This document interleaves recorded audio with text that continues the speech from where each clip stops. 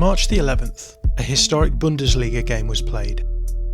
It was a derby with a difference. The 90th Bundesliga meeting of Gladbach and Köln was also the league's first ever behind closed doors because of the coronavirus. Despite the lack of fans, the will to win was on show. Just past the half-hour mark of a cagey first half, the Foals made their breakthrough. Braille Embolo's first of 2020, not getting the normal raucous reaction of a derby goal. But as the coronavirus continued its relentless march across the globe, these Geisterspiele, or ghost games, were themselves judged to be too risky. Last week, the Bundesliga's CEO, Christian Seifert, gave a press conference. At some point, the Bundesliga has to continue, and at some point it will continue, even if it only takes small steps for a long time. We will have to be patient while this happens. In the course of his statement, he revealed a 41-page plan that the league was presenting to the German government, proposing a potential return for football in May. Not everyone is happy though.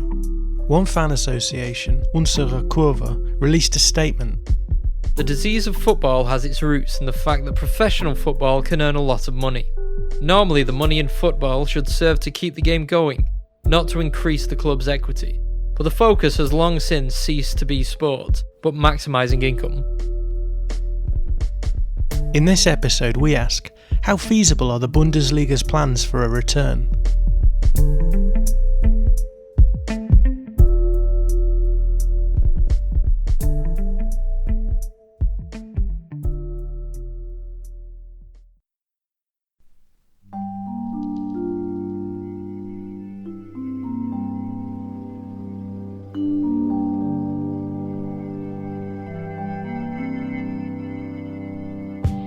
I think maybe the Bundesliga had a better chance of coming back earlier than some of the other leagues, probably just because of the way the German government is dealing with the coronavirus situation. Ronan Murphy is a social producer and football journalist for Goal.com, covering the Bundesliga amongst other things. It seems to be having it a bit more under control, especially compared to Italy and Spain, which we saw they had a lot of deaths kind of early on after it arrived in Europe, and it kind of seemed like football would be the last thing on people's minds, so it's not really surprising that maybe that the Bundesliga is the first of the major leagues to come back.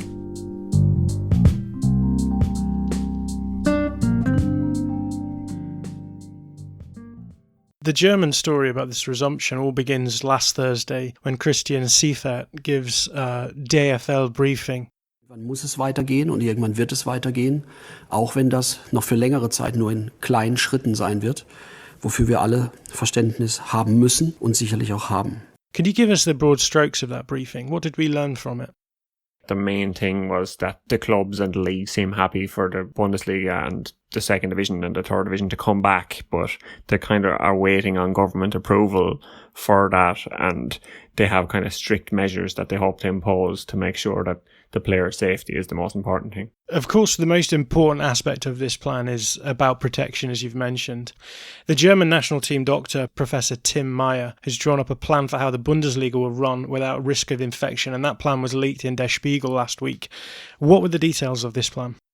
The main details are player testing is going to be paramount, so all the staff and the players will be tested the day before the match, and as long as they're test negative, they'll be allowed feature in the game, because the kind of infection rate is a lot lower. Obviously, if you don't have it the day before a match, you're unlikely to spread it to someone else, and I think that's the most important thing, is making sure that players don't pass it on to other players, and they're kind of trying to keep them separate in every way they can, including things like washing their own jerseys and the players driving to the home matches themselves. So I think they're trying to make sure that there's as little cross-contamination as possible.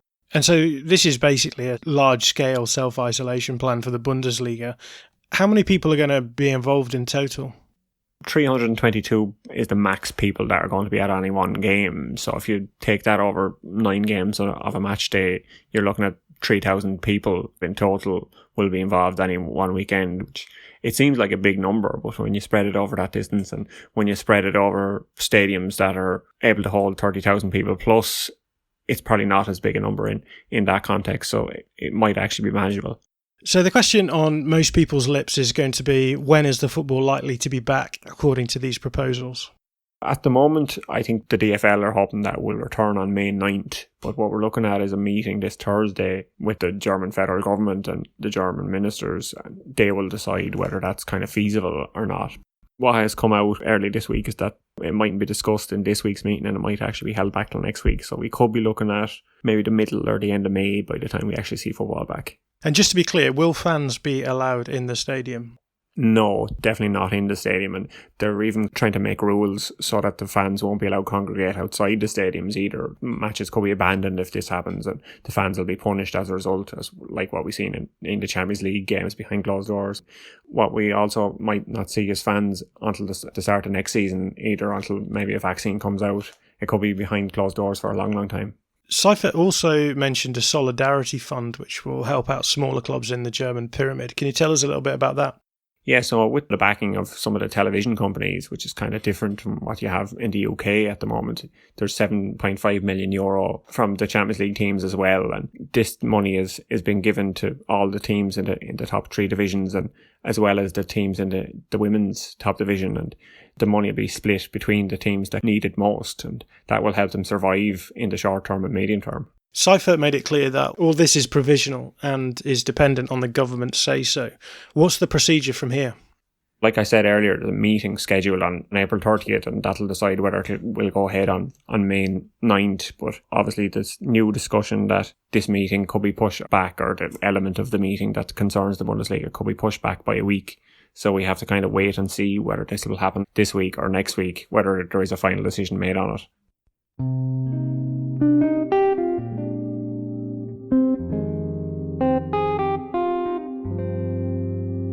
The question of resuming football in the wake of coronavirus is complexified because the fans are also the potential victims of the disease. So what has the fans' response been to the Bundesliga's plans? The general response has been quite mixed, and it depends very much who you ask. Matt Ford is a freelance journalist whose work regularly appears in DW Sports. Some of the larger, more general surveys which have been commissioned by some of the bigger media organisations do tend to show fans generally in favour of getting the season done, even behind closed doors and even with games just purely on television. However, there are significant reservations attached to that, mainly regarding the overall health of the game in the long term. So considering the bigger picture, these reservations have been largely voiced by the more active, organised supporter groups, and that includes the ultras. Not limited to the ultras, but they do have one of the louder voices.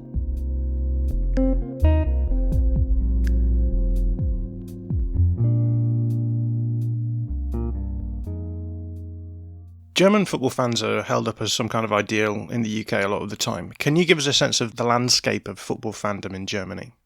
Football fan culture in Germany is, in essence, more than something that's just related to the sport of football. It's better viewed as a youth subculture. And in fact, it's probably one of the biggest, if not the biggest, youth subculture in German society. So if you look back at, for example, like a subculture such as mods and rockers throughout the 60s, you're talking about something on that sort of scale in terms of football fans in Germany.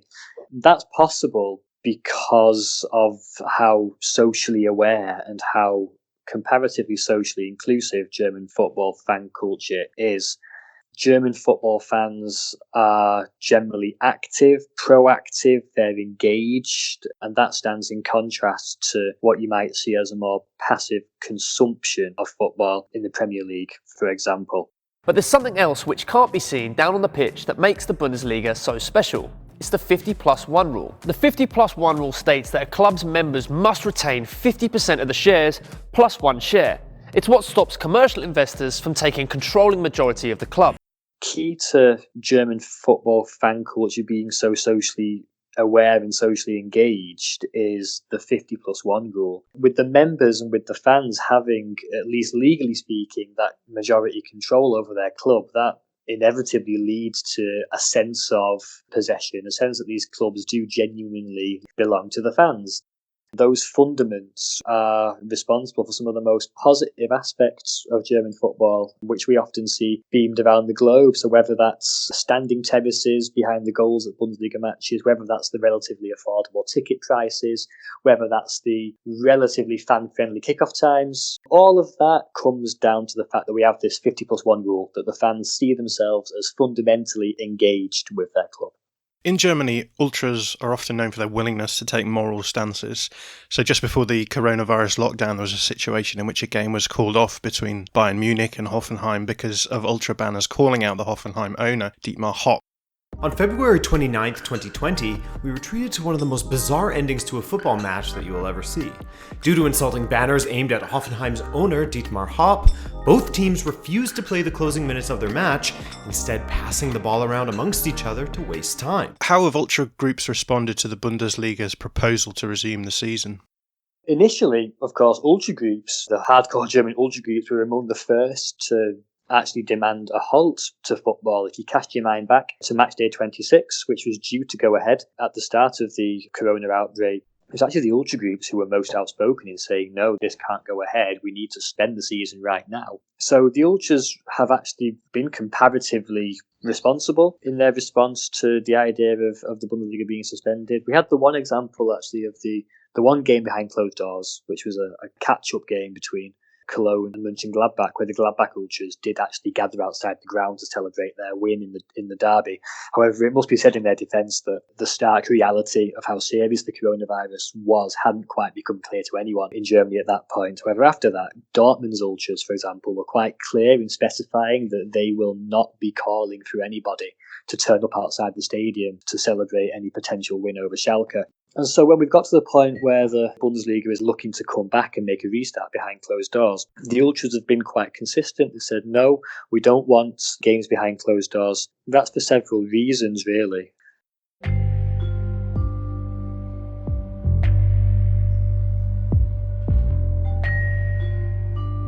First of all, they're concerned about the immediate practicalities of carrying out football matches, whether behind closed doors or not.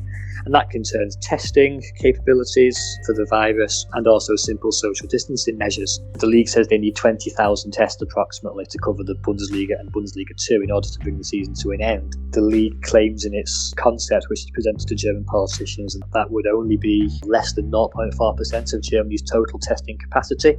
They argue that Germany's testing capacity isn't even being used 100% at the moment, so they wouldn't actually be taking any tests away from medical personnel or care homes or other key workers who need to be tested.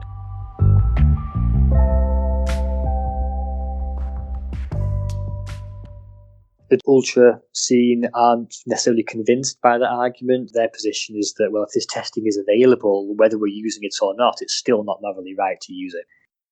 The main point of consternation that the ultras have with the resumption of football is not necessarily the short-term economic need to help clubs out and secure TV money. It's more the bigger picture and the longer term. They've questioned how this industry, which for decades has been awash with millions, if not billions, of euros, how it can suddenly find itself in a situation where within 4 weeks of not playing football, 13 out of 36 top division clubs could be on the brink of bankruptcy. They question how that's even possible, and therefore they've questioned what sort of state the football industry is in economically. There's obviously more moderate fan groups in Germany as well, and one of these is Unsere Kurve. Could you tell us a little bit about their response to the resumption plans? Unsere Kurve are what's known as a Interessengemeinschaft in German, so an interest group. They don't necessarily represent the ultra groups. The ultra groups tend to be represented more in the nationwide coalition of the Fernsehen in Deutschlands, as it's known. Unsere Kurve are, however, the biggest representative group of other active fan groups, and that could include the various umbrella groups. These are still what German fans would consider active, engaged supporters who don't just turn up for 90 minutes on a Saturday to support their team and go home, fans who are actively engaged in fan club life. That's what's considered active supporters in Germany. It's quite an important distinction to make, actually. Unsere Kurve have focused more on this longer-term issue than perhaps the ultras have. They've been even more pressing in this idea of campaigning for more sustainability. They've said that not just the coronavirus crisis, but also the idea of games behind closed doors, these are purely symptoms of a system which is ill, in their words. It's not the first time that they've referred to issues like this in football. Over the years, there have been campaigns against increased ticket prices, against kick-off times, against adaptations to the 50+1 rule, against what the fans see as over-commercialisation. These issues are absolutely nothing new. So Unsere Kurve see this current crisis as very much the latest symptom, and perhaps the most obvious symptom that in their minds the entire industry is simply sick and needs repairing in the long term. Do you think that German fans believe that coronavirus will result in structural change in the Bundesliga and the German pyramid more widely? Well, that's certainly the demand from groups such as Unsere Kurve. They've even suggested at one point in the statement that they've released that they're willing to give their support to games behind closed doors and certain measures to bring this season to an end if it solves the immediate financial problems which German clubs find themselves in. They've referred to themselves as being prepared to offer first aid in an emergency situation, but only on the condition that once this is over, tangible steps are taken to make the game more sustainable, to protect clubs against unexpected crises such as this, to make clubs less reliant on the TV money. The fourth instalment of the Bundesliga's media rights money was initially withheld because the games obviously weren't being played, and that's what led to 13 out of 36 Bundesliga clubs allegedly being on the brink of serious financial trouble. So the demand has been also to make these clubs less reliant on external funding sources and more reliant on their own fans, the assets they can always count upon.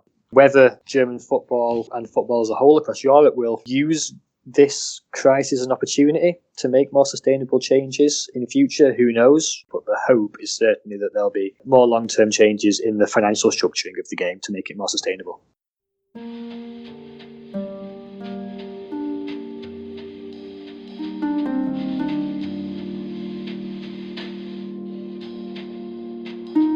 It's becoming increasingly obvious that this attempt to bring football back in Germany is as much a political decision as a footballing one. But just how political is it? Highly political, I think it's fair to say. Derek Ray is a commentator and covers German football for Bundesliga International, Prime Video, NBC, ESPN and Fox. Although it doesn't necessarily fall along party lines, a lot of it comes down to personal opinions. Clearly, we're talking here about the federal government and about the various state governments.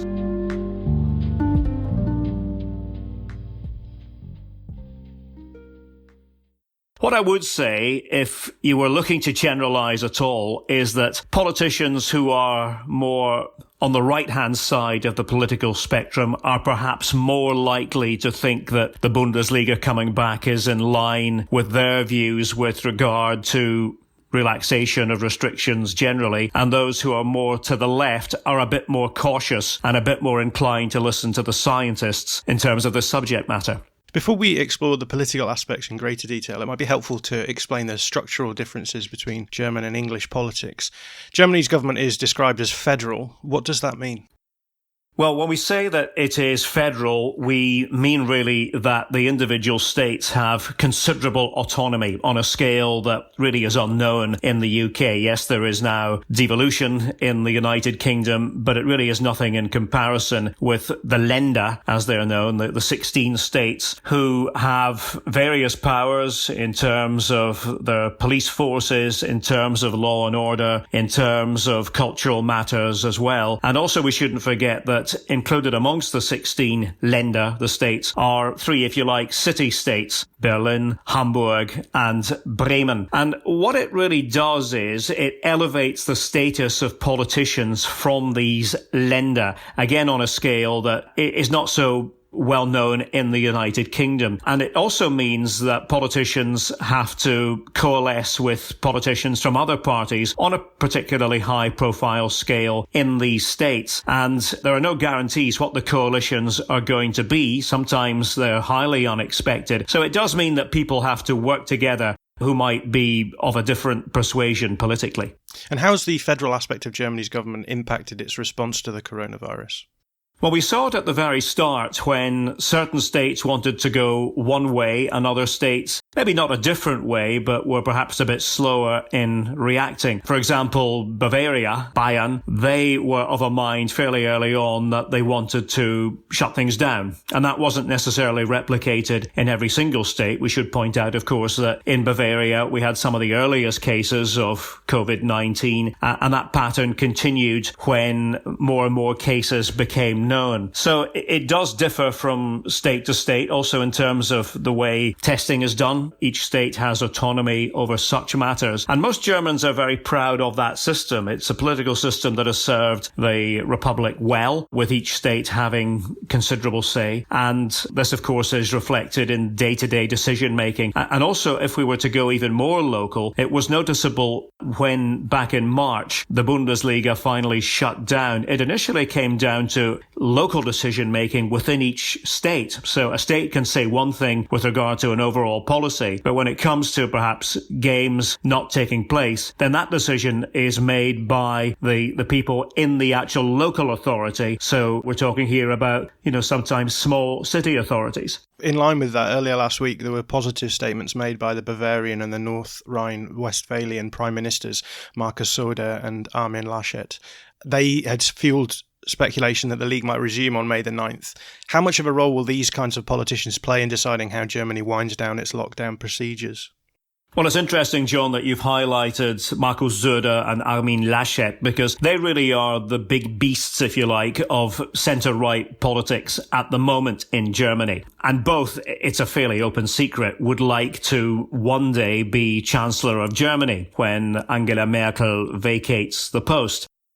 Now, it is interesting because Söder is the Prime Minister, the Ministerpräsident of Bavaria, and he belongs to the CSU party, the CSU, who are the Bavarian party of record and have been for a long time centre-right, but only stand candidates in Bavaria itself. Armin Laschet is the Prime Minister of North Rhine-Westphalen, which is the big industrialised state in the west of Germany. And if you want to look at football with regard to this, of course, you have Bayern Munich in Söder's state, and you have 7 of the 20 Bundesliga teams in Laschet's state. So there's a lot on the line in terms of football when you talk about these two as well, and when you talk about their Chancellor ambition. So to sum up, really, both of them said last week that they thought it was conceivable that the Bundesliga could return on the 9th of May. Söder has been a bit more cautious than Laschet about this. Laschet has been quite cavalier for a while now in saying that he thinks it's a given that the Bundesliga should come back.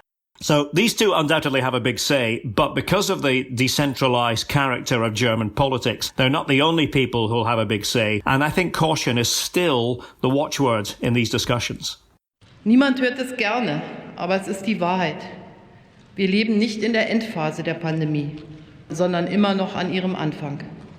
Wir werden noch lange mit diesem Virus leben müssen. Obviously, the most important person here is Angela Merkel, as you said, the Chancellor.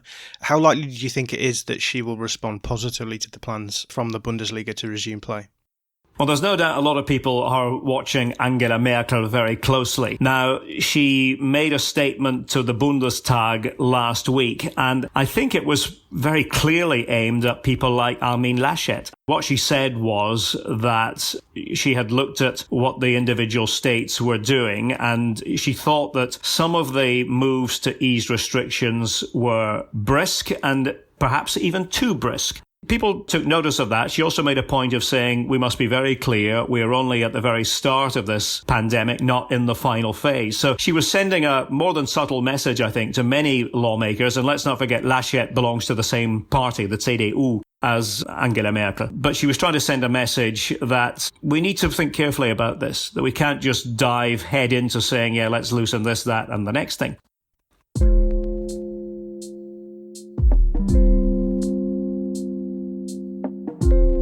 There's clearly an economic political aspect here as well. Last Friday you quoted Borussia Dortmund's CEO Hans-Joachim Watzke on Sky Sports Deutschland, who said, "But if we want to save football, and it's all about saving football here, we're not talking small matters. It comes down to this: if we don't play in the next few months and the season is cancelled, then the Bundesliga will no longer exist in the form we have come to know." Do you agree with this statement, or is Watzke simply politicising the narrative in a bid to get the government on his side? It's an interesting one. I think there is a lot of truth to what Hans-Joachim Watzke said at the weekend. He has been quite dramatic in many of his statements since the beginning of the crisis, and he obviously does see that there is an inherent danger for a number of clubs. Probably not for Borussia Dortmund, but the club that has been most mentioned in this context would be Dortmund's great rivals, Schalke.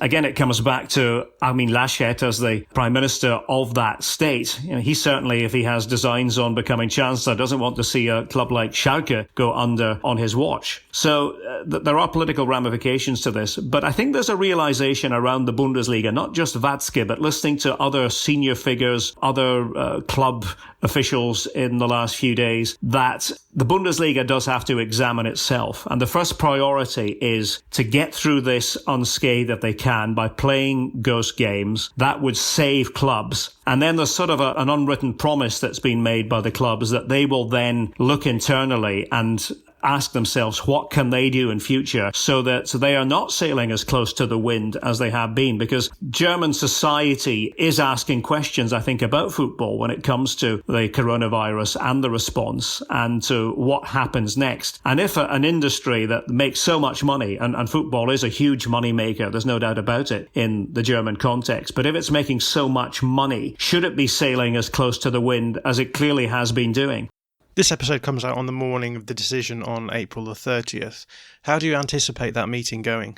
Well, there's been a lot of talk about April the 30th and Decision Day, but the German way is often to listen, to ask questions, and we've certainly had questions going back and forth on both sides of the debate on national television as well in recent days. And my sense is that they're not going to rush on this front. They're not going to rush in terms of the overall discussion about relaxing restrictions. So I would anticipate it will be a lively back and forth. There will be these questions asked. I'm not sure that all the answers are going to be provided all at once. I think that we might get little hints about it, but I would think, especially with Angela Merkel in control of the overall discussion, I would think it might be let's wait and see, let's have ideas. And obviously the DFL has provided what's been described as a very comprehensive hygiene plan, but let's not be bounced into a decision necessarily on this particular day.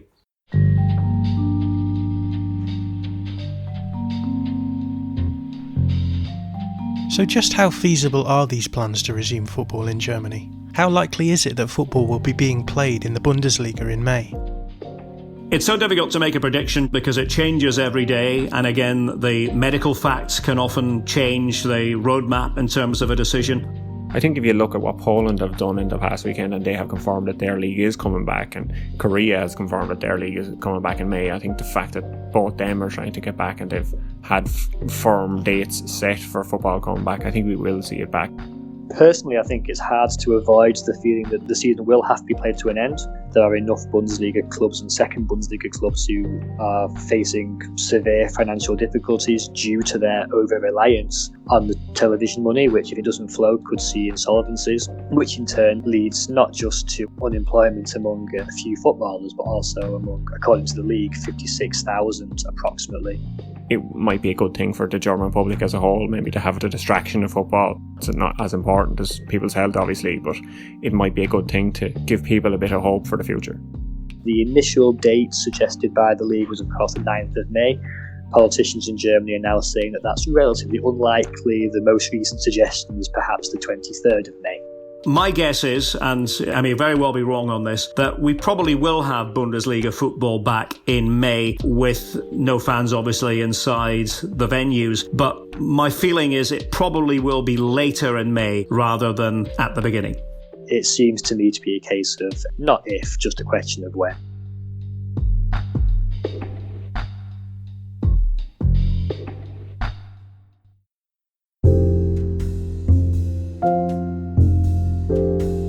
Ronan Murphy is a social producer and football journalist for Goal.com. Derek Ray is a commentator for Bundesliga International, Prime Video, NBC, ESPN and Fox. Matt Ford is a freelance journalist whose work regularly appears on DW Sports. This episode was produced by Josh Schneiderweiler and Hugo Chambray, with special thanks to Chris Williams and John Warburton. I'm John Mackenzie. Thanks for listening to Football Today. If you enjoy this podcast, why not subscribe to our Patreon and get a raft of bonus material? Or if you can't spare the cash, why not help us out by sharing an episode with a friend? See you next time.